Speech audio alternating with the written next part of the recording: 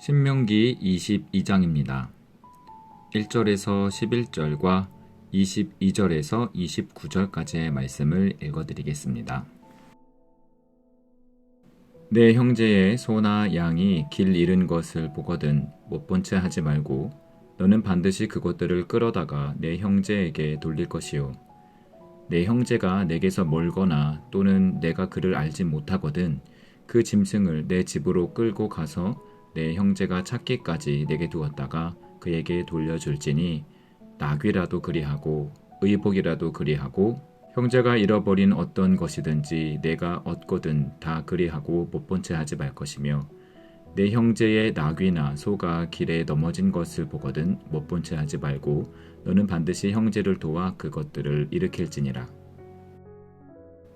여자는 남자의 의복을 입지 말 것이요 남자는 여자의 의복을 입지 말 것이라.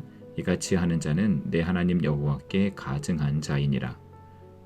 길을 가다가 나무에나 땅에 있는 새의 보금자리에 새 새끼나 알이 있고 어미새가 그의 새끼나 알을 품은 것을 보거든 그 어미새와 새끼를 아울러 취하지 말고 어미는 반드시 놓아줄 것이요 새끼는 취하여도 되나니 그리하면 내가 복을 누리고 장수하리라.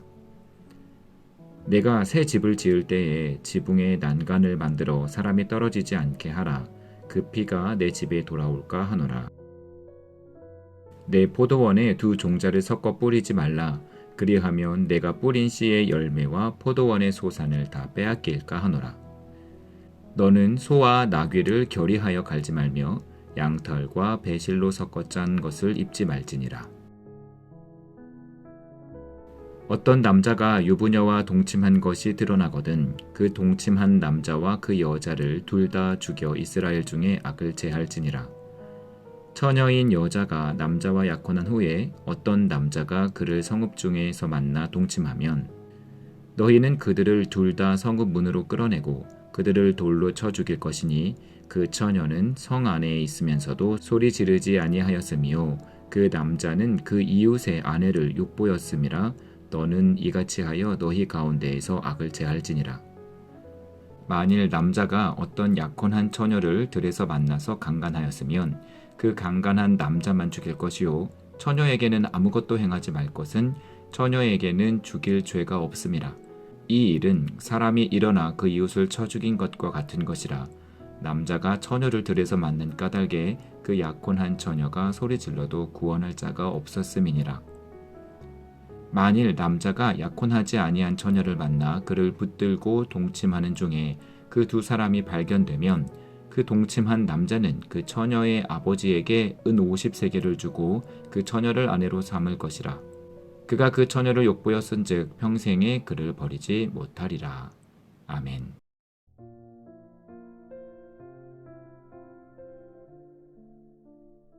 신명기 22장에는 십계명 외에 부수적인 자잘한 법들이 몇 가지 등장합니다. 가축의 주인을 찾아주는 방법, 성별에 맞는 옷 입기, 새끼와 어미를 아울러 취하지 않기, 지붕의 난간을 만들기 등입니다. 그 중에서 눈에 띄는 법이 있습니다. 섞지 않아야 하는 세 가지에 관한 법입니다. 포도원에 두 종자를 섞어 뿌리지 않기, 소와 나귀를 결의하여 갈지 않기, 양털과 배실로 섞어 짜지 않기입니다. 하나님께서는 섞는 것을 매우 싫어하셨습니다. 하다못해 실도 다른 종류를 섞어 짜지 않아야 했습니다. 이유가 있었습니다. 가나안에 들어가 살면서 원주민과 섞여 살지 못하게 하기 위해서입니다. 이스라엘 백성들이 가나안 원주민들의 우상들을 배우게 될까 보아서입니다.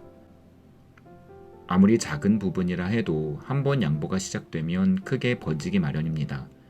일상생활 속에서 섞어 사용하는 일이 만연해지다 보면 문화가 섞이고 민족이 섞이고 마침내 종교까지 섞이고 말 것입니다. 1절에서 11절까지의 자잘한 법들을 하나로 묶어야 한다면 이렇게 요약할 수 있겠습니다. 가나안의 풍습을 배우지 말라. 가나안 사람들의 풍습 가운데 선하지 못한 것을 하나님께서 선별하신 것입니다. 주인이 있는 가축이라도 길을 잃은 것은 자기 것으로 취하고, 남자가 여자 옷을, 여자가 남자 옷을 입기를 즐겨하고, 알이나 새끼를 품고 있어 도망가지 못하는 새를 포획하는 등의 풍습이 하나님 보기에 선하지 못했던 것입니다. 하나님은 이스라엘 백성들을 가나안의 풍습과 우상숭배로부터 보호하기 위해 일상에서부터 섞지 않아야 한다는 법을 제정하셨습니다. 22장의 후반은 성에 관한 율법입니다. 많은 사람들이 기독교를 성에 관해 매우 엄격한 기준을 가졌다고 인식합니다. 그렇습니다. 기독교의 기준은 오늘날의 개방적인 경향에 비해서 높은 것이 사실입니다. 이유가 있습니다. 당시 시대상이 남성을 중심으로 물리적인 힘에 의해서 돌아가는 사회였기에 강력한 기준이 제시되지 않으면 여성과 약자들이 피해를 보았기 때문입니다. 혼전순결이라는 한 단어로 규정지어 제시하고 폄하하기에는 복잡한 사정이 있습니다. 그렇기에 13절 이후의 법들을 순결에 관한 법이라고 표현하기보다 성에 관한 법이라고 표현하는 것이 옳을 것입니다. 하나님께서 기뻐하시는 성에는 몇 가지 기준이 있습니다. 첫째, 부부 사이에 동침할 것. 둘째, 무력을 행사하지 말 것입니다. 부부는 사랑이라는 감정을 교류한 사위임과 동시에 성적인 교감을 서로 말고 다른 사람과는 하지 않겠다는 약속을 맺은 관계이기도 합니다. 어느 결혼식에서 주례자가 이렇게 이야기하는 것을 들었습니다. 부부를 하나의 끈으로 엮는 힘은 사랑의 감정이 아니고 결혼이라는 제도라고요. 젊을 때는 사랑의 감정만으로도 구속력이 있습니다.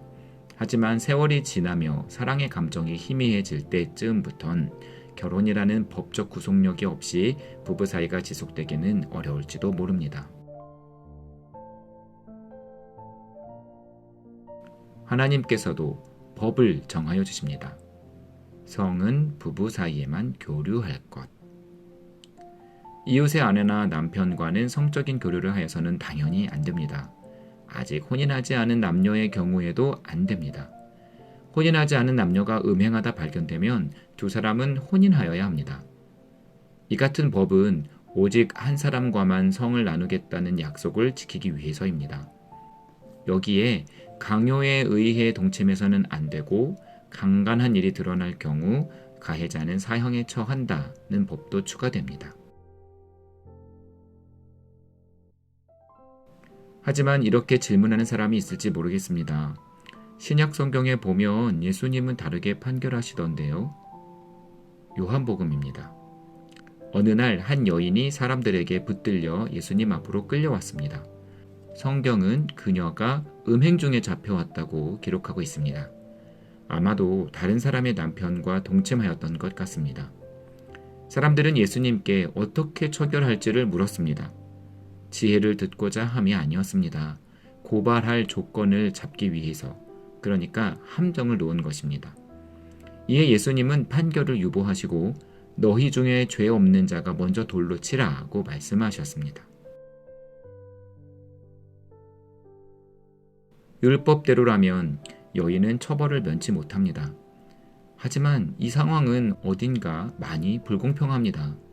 남자는 어디 가고 여자만 잡혀온 것도 그렇고 음행에 강압은 없었는지에 대한 조사도 없고 여인을 구제하고자 하는 의지가 전혀 없는 이 모든 것들이 불공평합니다. 하나님은 율법을 주실 때 음행이 일어난 장소가 성내인지 들에서인지를 중요하게 여기셨습니다. 피해자가 소리질러 주변의 도움을 청할 수 있었는지를 따지시는 겁니다. 그러나 예수님께 여인을 끌고 온 사람들은 도움은커녕 처벌에만 관심이 있었습니다. 이런 사람들을 어찌 믿고 소리를 지를 수 있었겠습니까? 예수님께서 법을 바꾸신 걸까요? 그렇지 않습니다. 예수님은 너를 정죄하지 아니하노니 가서 다시는 죄를 범하지 말라고 말씀하시며 여인을 돌려보냈습니다. 예수님은 하나님의 법을 바꾸신 것이 아닙니다. 법을 그대로 두되 사람에게 한 번의 기회를 더 주신 것입니다. 한 사람의 영혼을 살리기 위해 징벌을 유보하신 것입니다. 이것이 사랑 때문에 양보하시는 하나님의 모습입니다. 우상 숭배를 예방하기 위해 일상의 작은 부분에까지 율법을 주시는 것과 부부 사이의 결속을 위해 성에 관한 법을 주시는 것 모두 인간을 향한 하나님의 사랑에서 비롯하였습니다. 예수님의 모습에선 스스로 정하신 법을 인간을 위해 양보하시는 사랑까지 볼 수 있었습니다. 신명기를 읽으며 우리를 향하신 하나님의 사랑이 점점 더 깊이 깨달아지는 것 같습니다. 우리도 하나님을 그리고 이웃을 하나님을 닮아 사랑할 수 있기를 바랍니다.